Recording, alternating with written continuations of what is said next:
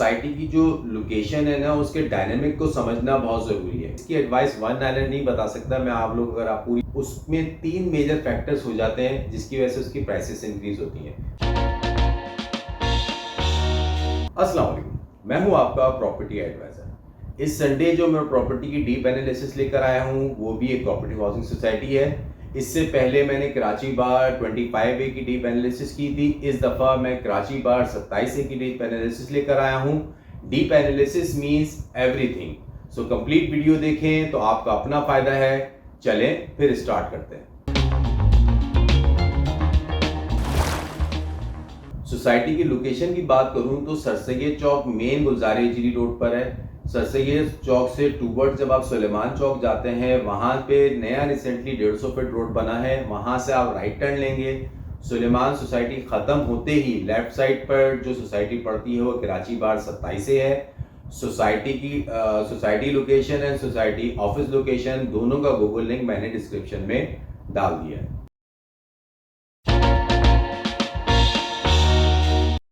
Society के layout की बात करूं तो कराची बार के सारे सेक्टर 240 गज की रेजिडेंशियल प्लॉट्स हैं। 27A में भी सेम सारे 240 गज के हैं।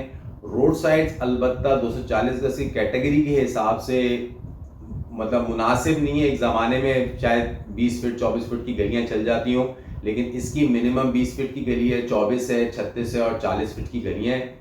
और अगर मैं सोसाइटी के लेआउट में 240 गज की कैटेगरी के हिसाब से पार्क का जो एरिया दिया है वो बहुत छोटा है, बट पार्क भी है इसमें।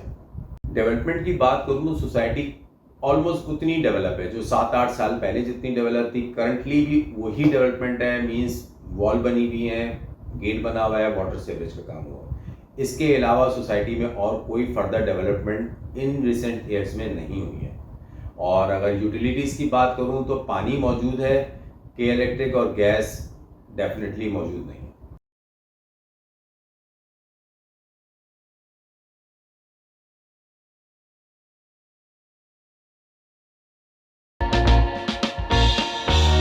प्राइसेस से पहले मैं बेसिकली सोसाइटी की जो लोकेशन है ना उसके डायनेमिक को समझना बहुत ज़रूरी है। मीन्स कि ऑब्वियसली आप लोग जो व्यूअर्स हैं, जो एंड यूज़र है या इन्वेस्टर मोस्टली नॉलेज होती है। जो एंड यूज़र जो घर बनाना चाह रहे हैं, 240 गज के प्लॉट देखना चाहते हैं, तो उनको मैं उसकी डायनेमिक समझा दूँ। बेसिकली ये नशेब व फराज में ये इसका मेन रोड चल रहा है। तो मीन्स गुलजार एजरी रोड से जब आप टूवर्ड्स कराची बार 27A की तरफ मूव करते हैं तो थोड़ा सा हाइट पकड़ती है रोड और उसके बाद डाउनवर्ड स्लोप आता है।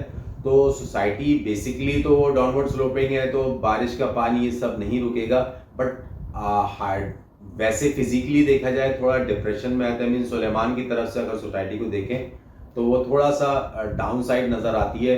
अब मैनेजमेंट उसको किस तरीके से मैनेज करेगी इन फ्यूचर तो वो ज़्यादा बेहतर जानते हैं। तो मैं प्राइसेस की बात करूं अभी फ़िलहाल तो इसमें मिनिमम जो डिमांड आती है लोकेशन पॉइंट ऑफ व्यू से 1,25,00,000। हाईएस्ट जो मैंने डिमांड सुनी है 1,50,00,000 रुपए समवेयर बिटवीन। तो वो कॉर्नर वगैरह भी कम होगा, इसी रेट के आसपास डिमांड में होंगे। 1,50,00,000, 55, 60,00,000 डिमांड है। डेफिनेटली डिमांड्स के अगेंस्ट ऑफर चलती हैं। अभी रिसेंटली जो आउटर रोड बना है तो प्राइसेस थोड़ी सी ज़्यादा इंक्रीज हो गई हैं। रेटिंग और एडवाइस से पहले अभी तक अगर आप लोगों को मेरी वीडियो अच्छी लगी है तो लाइक, सब्सक्राइब एंड शेयर करें। और अगर रेटिंग की बात करते हैं, सोसाइटी की लोकेशन जिस हिसाब से है, अब लोकेशन तो कंपैरेटिवली पहले से बहुत बेहतर हो गई है क्योंकि 150 फीट रोड बहुत वाइड रोड आया है। तो अगर इस लोकेशन और इनर डेवलपमेंट को देखते हुए जिस तरीके से मैं 7-8 सालों से देख रहा हूँ और फर्दर कितने सालों तक ऐसे ही देखना पड़ेगा, करंट पोजीशन में अगर मैं इसको रेट करूँ तो मैं लोकेशन पॉइंट ऑफ व्यू से और इनर डेवलपमेंट को देखते हुए मैं इसको 3 आउट ऑफ 10 रेट करूँ। हर संडे जो मैं प्रॉपर्टी लाता हूँ उसमें एक एडवाइस करता हूँ। अब कराची बार 27A को लेके मैंने आप लोगों को इसकी टोटल डेवलपमेंट बता दी है। इसकी एडवाइस वन लाइनर नहीं बता सकता मैं आप लोग, अगर आप पूरी एडवाइस सुने तो फ़ायदा है आपका अपना।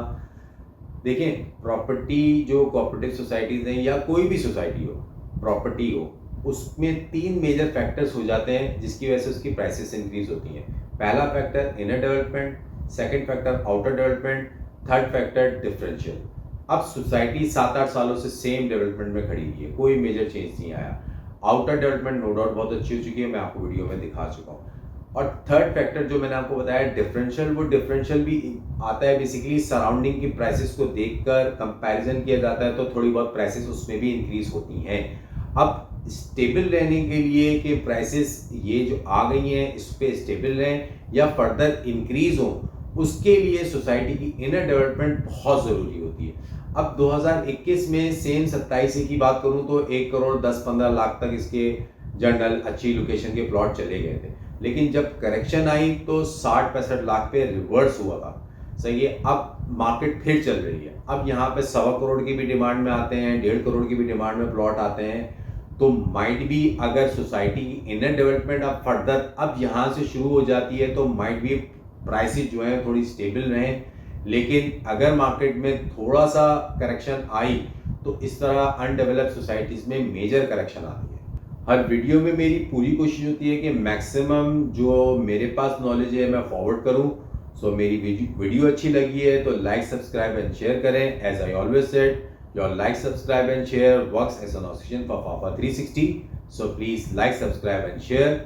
अगले संडे फिर एक और प्रॉपर्टी के साथ हाजिर होता हूँ। अल्लाह हाफिज़।